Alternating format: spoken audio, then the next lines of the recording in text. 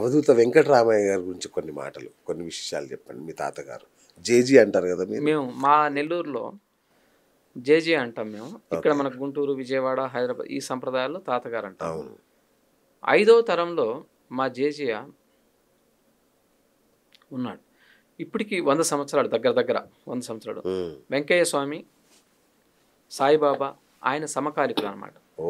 ఆయన సిద్ధపురుషుడు.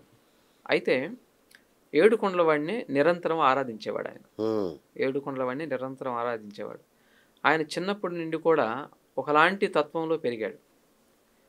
తర్వాత ఇంట్లో పెద్దవాళ్ళు ఏ పని చేయకపోతే ఏదో ఒక పనిలో పెడితే వీడు బాగుంటాడు అంటాం అవును, కదా. అవును. అలా ఆయన్ని చెన్నై వెళ్ళిపోయాడు. చెన్నైలో కొన్ని సంవత్సరాల పాటు ఉన్నాడు.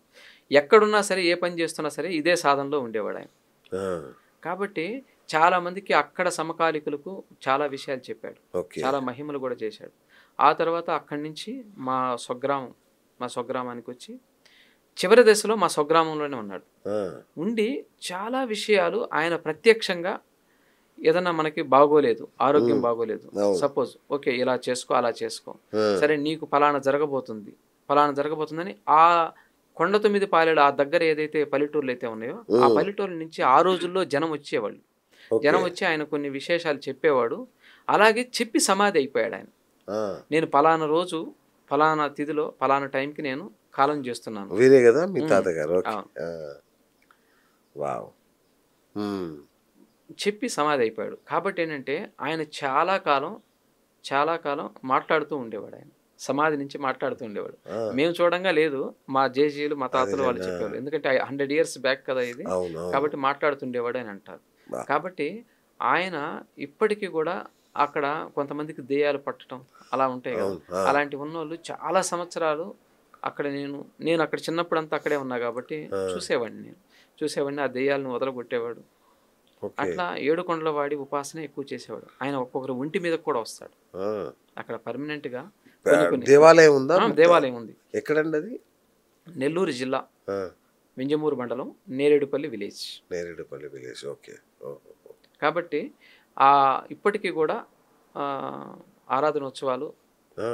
ఏప్రిల్ మేలో చేస్తూ ఉంటారు. ఓకే. కాబట్టి ఆయన అంశలో నాకు ఎంతో కొంత ఒక పిసరంత నాకు భగవంతుడు అనుగ్రహించాడు పిసరంటే అనుకుంటా. బాబోయ్, అది అక్క మీ జ్ఞానం, మీ ప్రజ్ఞ, మీ విద్వత్తు అసలు మామూలుది కాదు. నాకు అర్థమైపోయింది. ఇదేంటంటే అండి, నేను 1996 సంవత్సరంలోనే నేను ఓకే. ఇంటర్మీడియట్ డిగ్రీ చదువుతున్న రోజుల్లో చాలా మందికి బావులు ఎండిపోయింది. నీరు లేవు ఆ ఏరియాలో. ఓకే. నీళ్లు లేవు. ఆ, ఆ. వాటర్ కూడా పెట్టేవాడిని నేను. వాటర్ అంటే? పాయింట్స్ అంటే అచ్చచ్చా, కొబ్బరికాయతో ఆ.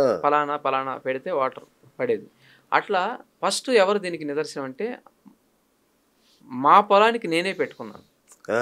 ఎవరో కొంతమంది చెప్పారు ఇలా వాటర్ అవును. కొబ్బరికాయతో చూస్తే పడతాయని. దానికి సైంటిఫిక్ ఏదో ఒక రీజన్ చెప్పారు. O నెగిటివ్ బ్లడ్ గ్రూప్ ఉంటేనో అచ్చా. ఓకే. ఇలా లేస్తుందని. కానీ ఒకలాంటి వైబ్రేషన్ అయితే ఉంటుందండి, నిజం. ఓకే. ఓకే. వైబ్రేషన్ ఉంటుంది కొబ్బరికాయ ఇలా పెట్టి. మీది ఓ నెగిటివా? O negative okay. Blood group. ఆ. కాబట్టి మా యొక్క ఇంట్లోనే, మా యొక్క తోటలోనే నేను పెట్టాను ఆ పాయింట్. సక్సెస్ అయింది. అక్కడి నుంచి మా దగ్గర పొలం ఓకే. ఒక అతను అడిగితే పెట్టాం, సక్సెస్ అయింది. అక్కడి నుంచి అది నాకేం తెలుసా, భగవంతుడి యొక్క అనుగ్రహం. పూర్వజన్మలో ఈ జీవుడు అనుకోకుండా సాధకుడు, చేసేస్తున్నారు. ఓకే. ఈ జీవుడు సాధకుడు అంతే. ఓకే. ఓకే. ఓకే. కొంత యోగ్యత, అతని అస్తవాసి. చూడండి, మనం కొంతమంది డాక్టర్ దగ్గరికి వెళ్తే అతను చెయ్యేసేయంగానే తగ్గిపోయిందిరా అంటాం. అవును, అవును. అస్తవాసి అంటే ఏదో పూర్వజన్మలో బలమైన లింక్ ఉంటుంది. కరెక్ట్. అవును. దాన్ని బేస్ చేసుకొని చాలామంది నెల్లూరు జిల్లాలో కొన్ని పల్లెటూర్ల వాళ్ళు, మేజర్గా చెప్పాలంటే బొట్టోరవారిపాలెం, మాత్రోలవారిపాలెం, తుగరూరుపాలెం అని కొన్ని పల్లెటూర్లు ఉన్నాయి అక్కడ, కలిగిరి. ఆ ఏరియాల నుంచి చాలామంది విశేషంగా వచ్చి నన్ను తీసుకెళ్లేవాళ్ళు.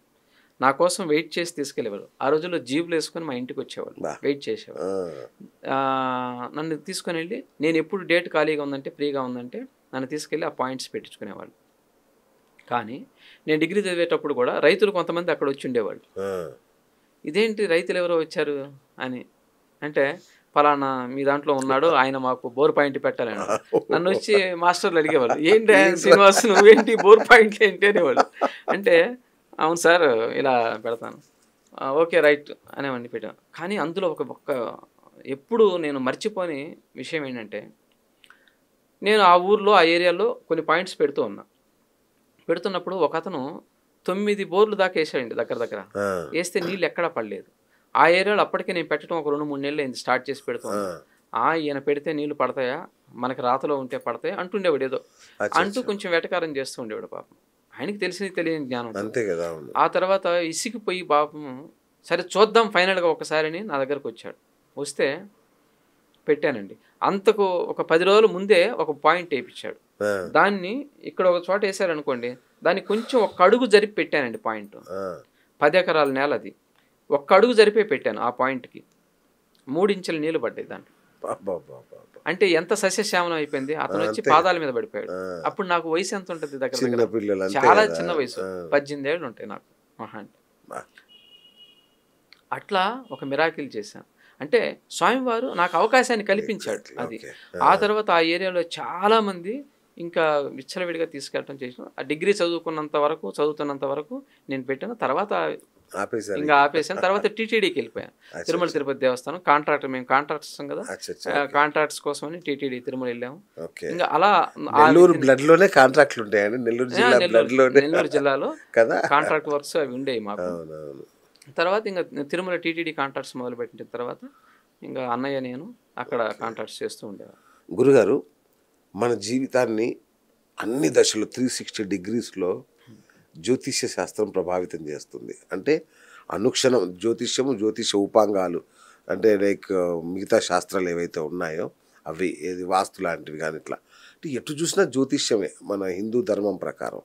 ఇంతగా ప్రభావితం చేస్తున్న అసలు ఈ జ్యోతిష్యం ఏంటి, ఎక్కడి నుంచి పుట్టుకొచ్చింది, ఏంటి దీని విశిష్టత ఏంటి అసలు? మీకు జ్యోతిష్యం అంటే మీకు జ్యోతిష్యం అన్న పదంలోనే మీరు తీక్షణంగా పరిశీలిస్తే మీకు సింపుల్గా చెప్పేస్తాను అర్థమయ్యేదా.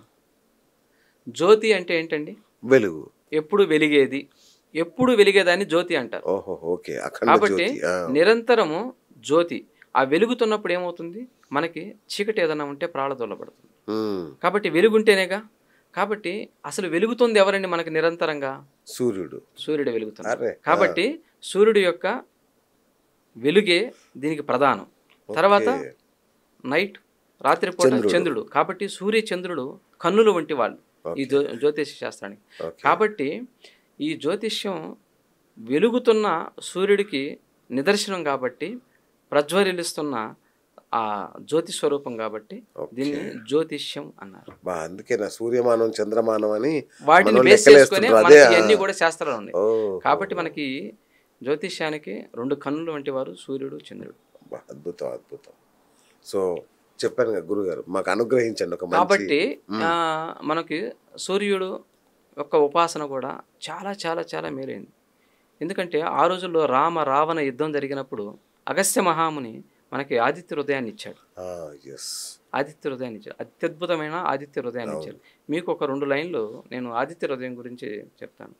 తతో యుద్ధ పరిశ్రాంతం సమరే చింతయా స్థితం రావణం చాగ్రతో దృష్ట్వా యుద్ధాయ సముపస్థితం దైవతైత్య సమాగమ్య ద్రష్టుమభ్యాగతోరణం ఉపాగమ్య భవిద్రామం అగస్త్యో భగవాన్ ఋషిః రామ మహాబాహో శృణగుహ్యం సనాతనం ఏన సర్వానరినివత్స సమరే విజయస్యసి ఆదిత్య హృదయం పుణ్యం సర్వశత్రు వినాశనం జయావహం జపే నిత్యం అక్షయ్యం పరమం శివం సర్వమంగళ మాంగళ్యం సర్వపాప ప్రణాశనం చింతా శోక ప్రశమనం ఆయుర్వర్ధనముత్తమం రశ్మిమంతం సముద్యంతం దేవాసుర నమస్కృతం పూజయస్వ వివస్వంతం భాస్కరం భువనేశ్వరం సర్వదేవాత్మకో ఏష తేజస్వి రశ్మిభావనః ఏష దేవా సురగణాన్ లోకాన్ పాతి గభస్తిభిః ఏష బ్రహ్మా చ విష్ణుచ్చ శివ స్కంద ప్రజాపతి మహేంద్రో ధనదక్కాలో యమస్సోమో యపాంపతి పితరో వసవో సాధ్య యశ్వినో మరుతో మనుహు వాయుర్వన్ని ప్రజాప్రాణ ఋతుకర్త ప్రభాకర. అంటే సకల దేవతలు ఆయన్నే పూజిస్తున్నారండి. ఆయన లేకపోతే లేదు, అసలు లేదు. ఇట్లాగే మనకి విశేషమైన చాలా విషయాలు ఉన్నాయి. స్తోత్రాలు చూస్తే మనకి ఏడుకొండలవాడి గద్యం చూస్తే శ్రీనివాస గద్యం అని ఉంటుంది. అది కూడా చాలా విశేషంతో కూడింది. ప్రతిరోజు మనకి సుప్రభాత సేవ అయిపోగానే ఈ యొక్క గద్యం వినిపిస్తుంటారు స్వామివారికి.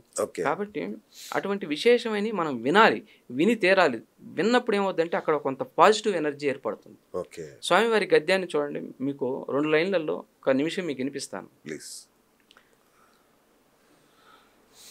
శ్రీ మదకిల మహీమండల మండన ధరణీధర మండల కండలశ నిఖిల సురాసుర వందిత వరాహ క్షేత్ర విభూషణశ శేషాచల గరుడాచల ఋషభాచల నారాయణాచల అంజనాచల దిశికరిమాలాకులశ నాదముఖ బోధనిధి వీధి గుణ సాభరణ సత్వనిధి తత్వనిధి భక్తి గుణ పూర్ణ శ్రీశైల పూర్ణ గుణ వశంవద పరమ పురుష కృపాపూర విభ్రమద తుంగ శృంగ గలద్గగన గంగా సమాలింగిత సీమాతిక గుణ రామానుజముని నామాంకిత బహుభూమాశ్రేయసుర ధామాలయ వన రామాయత వన సీమా పరివృత విశంకట తట నిరంతర విజృంభిత భక్తిరస నిర్జరారంత హర్య హర్య ప్రస్రవణ ధారాపూర విభ్రమద సలిల భరభరిత మహాతటాక మండిత కలికర్దమ మలమర్దన కలితోద్యమ విలసద్యమ నియమాదిమ మునిగన నిషేవ్యమాన ప్రత్యక్షీభవన్నిజ సలిల సమజ్జన నమజ్జన నిఖిల పాపనాశన తీర్థాద్యాశిత మురారి సేవక జరాది పీడిత నిరార్తి జీవన నిరాశ భూసుర వరాతి సుందర సురాంగనారతి కరాంగ సౌష్ఠవ కుమారతాకృతి కుమారతారక